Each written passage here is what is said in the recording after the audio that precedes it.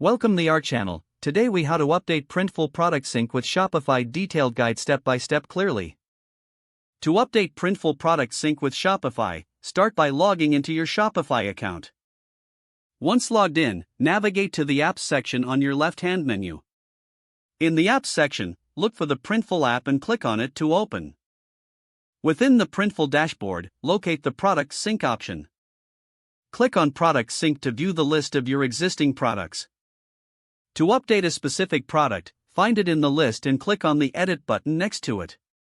On the Edit screen, review the product details such as title, description, and pricing. Make any necessary changes to ensure the product information is accurate and up to date. Once edits are complete, click on the Save button to apply changes. Next, return to the Shopify interface. Go to the Products section in Shopify and find the product you just updated. Check the product details to ensure they align with the updates from Printful. If everything looks good, proceed to sync the product. In the Printful dashboard, click on the Sync button to initiate the synchronization process.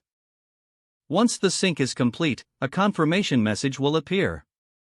Review your Shopify store to confirm that the product has been updated successfully. Repeat this process for any additional products that require updates. This ensures that your Printful product listings remain in sync with your Shopify store.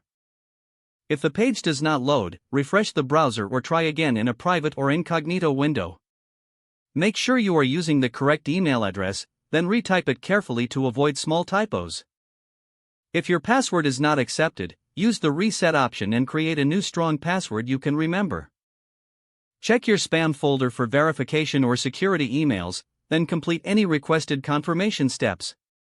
Enable two-factor authentication if available to improve account security and reduce unauthorized access risk.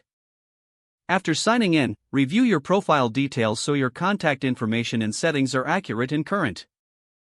If you see an error message, note it down and try again after restarting your device and internet connection.